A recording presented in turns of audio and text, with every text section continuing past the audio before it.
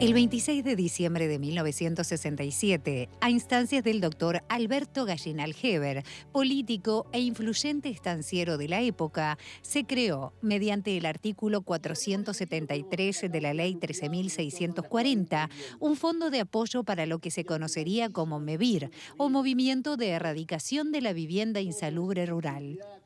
Se buscaba originalmente eliminar los rancheríos de barro y paja, amparándose en una visión higienista, tendiente a combatir la enfermedad de Chagas y a la vez centralizar las viviendas de los asalariados rurales, construyendo pequeñas urbanizaciones cercanas a pequeños poblados del interior del país. Aunque en sus inicios contó con el apoyo de varios terratenientes, su financiación pasó al Estado en su mayor parte, además de las cuotas que aportan los beneficiarios, quienes acceden a las viviendas mediante el sistema de ayuda mutua, en el cual deben trabajar 96 horas mensuales en la construcción de cada núcleo. Con el pasar de los años, el plan se amplió a los pequeños productores y a los sectores más vulnerables del medio rural, cambiando no solo la vida de la gente del campo, sino también el paisaje del campo mismo. Los beneficiarios de MEVIR no solo acceden a una casa, según sus propios testimonios, también aprenden un oficio, socializan, comparten vivencias en familia y junto a desconocidos, formando comunidad con la satisfacción de alcanzar un legado que dejar a las próximas generaciones. Fueron 30 familias las primeras que recibieron sus viviendas el 28 de mayo de 1971 en la localidad de José Enrique Rodó, en el departamento de Soriano, y actualmente son casi 50.000 los núcleos familiares que pueden, como dijera Gallinal allá en la década de los 60, ver llover desde adentro, sin mojarse. Conmemorando los 56 años de la creación del ahora llamado MEVIR, doctor Alberto Gallinal Heber, el periodista y escritor Pablo Cohen acaba de publicar el libro MEVIR, una historia hablada, basado en una serie de entrevistas a presidentes, beneficiarios y referentes sociales, que brindan su visión y proyección acerca de este ente no estatal que, pese a que su logo sea un nido de hornero construido con paja y barro, pretende que los uruguayos vivan en mejores condiciones. Estamos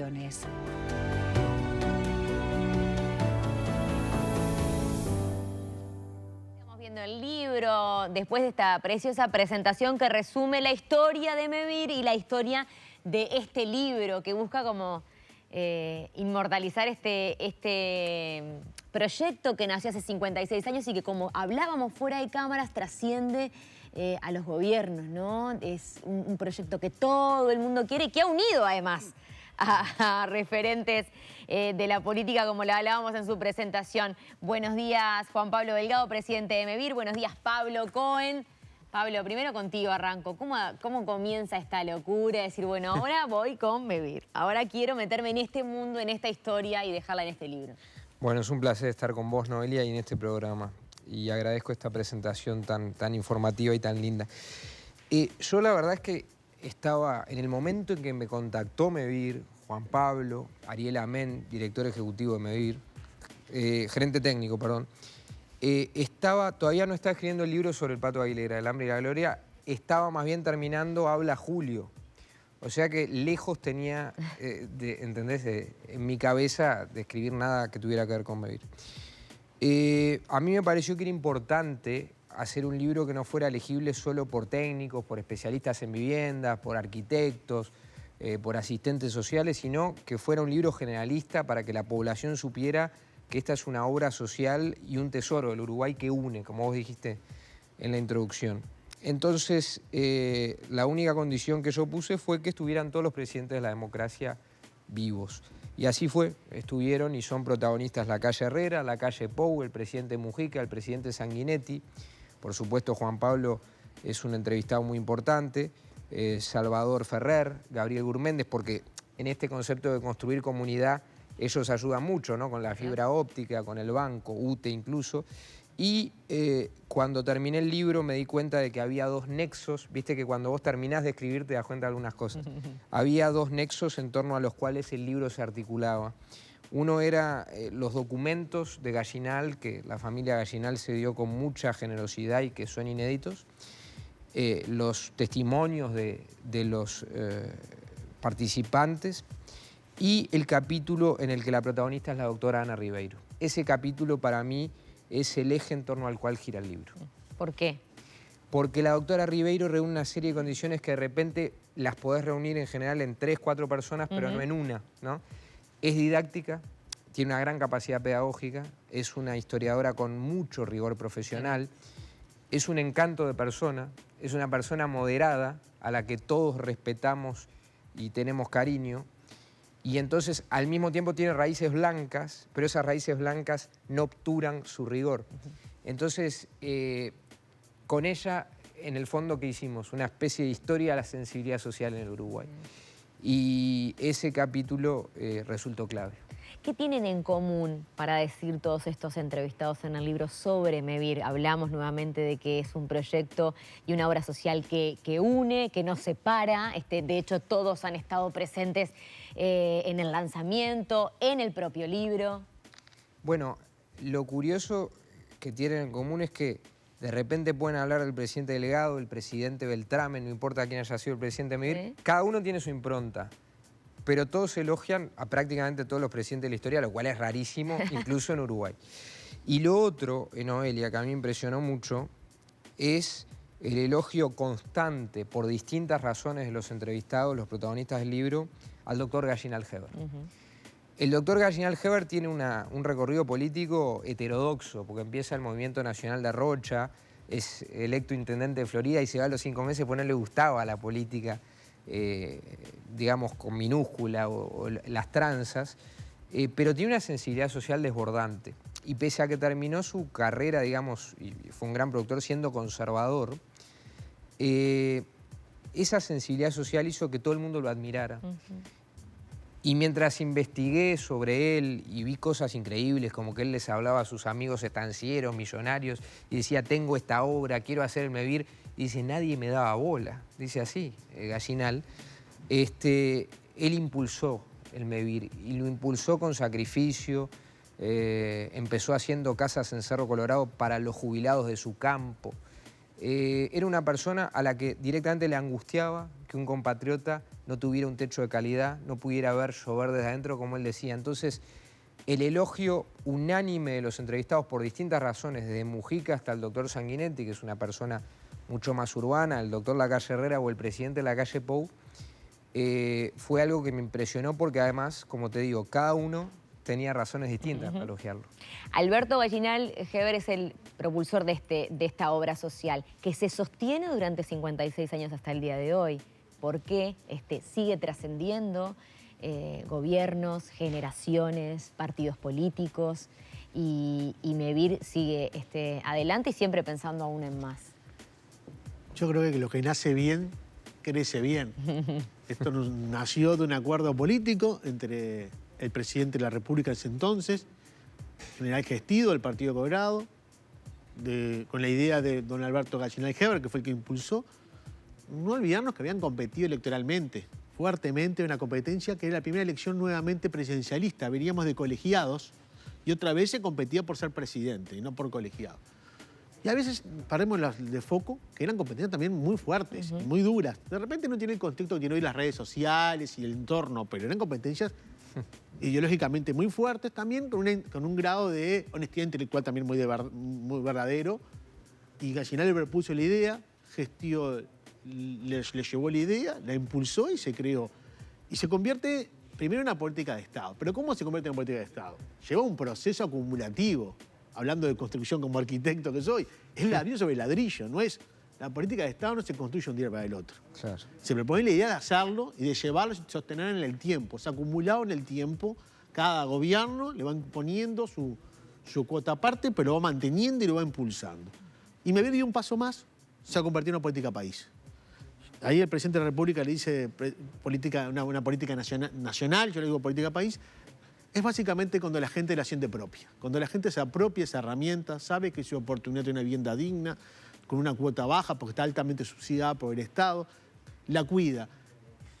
Y la mejor auditoría que tiene MEVIR como organismo, que tiene varias auditorías formales, pero la mejor de todas es el control social que hace MEVIR, la población sobre MEVIR. Sí. Hace un control estricto que MEVIR haga lo que tiene que hacer. que no desvíe sus principios, que por supuesto hay que ayornar los tiempos actuales, porque también como toda política país o política de Estado, tiene que ayornarse a los tiempos actuales, si no queda caduca y se envejece y se marchita. La idea es que siga haciendo lo que tiene que ser, ayornándose a los tiempos actuales, sin perder determinados principios que tiene MEVIR. Un ejemplo es la ayuda mutua. Nosotros en MEVIR no usamos la palabra beneficiario, no lo usamos la palabra participantes. Ahí ya refleja un cambio fuerte cultural, porque el que entiende que es participante, que es beneficiario, hay una diferencia importante que no da para desarrollarlo mucho, pero ya la palabra marca la diferencia. Sí, participar es accionar, es ser parte, es estar ahí, es trabajar. Tal cual. ¿Cómo es el trabajo hoy de MEVIR? ¿Cuánta gente trabaja y cuáles son los objetivos en el corto y mediano plazo? Bueno, MEVIR tiene un equipo de trabajo, es una gran empresa de edificación, de política habitacional, sociohabitacional. Tiene cerca de 500 empleados de obra, otros 150 técnicos y administrativos. Pero aparte hay que sumarle todas las familias que trabajan en las obras, que son miles de familias que trabajan en las obras.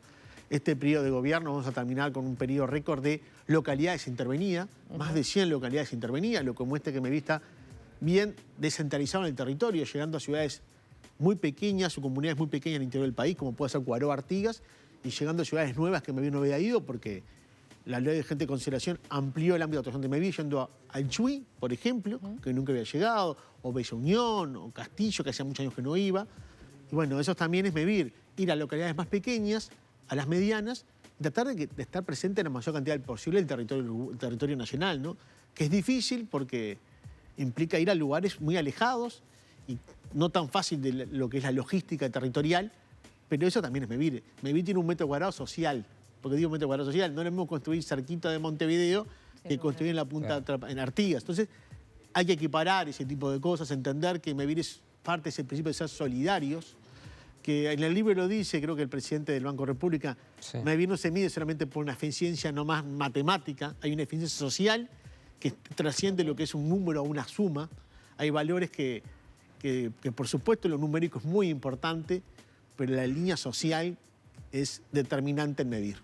Además de la construcción de las casas está la refacción, los planes de refacción, cómo sostener y acompañar a esas familias durante todos estos años. Sí, tal cual, es hacer viviendas nuevas, refaccionar y ampliarlas, ayudar al productor rural, infraestructuras productivas que se hacen en interior, que empezamos a retomar, que no se había descontinuado. ¿Cómo es esa logística de esas infraestructuras que se generan? ¿Es contiguo a la casa o es independiente? Es independiente. Nosotros hicimos un programa recientemente en San José que se llamaba Pequeñas Grandes Zonas Rurales. Ya la palabra lo dice, Pequeñas Grandes Zonas Rurales.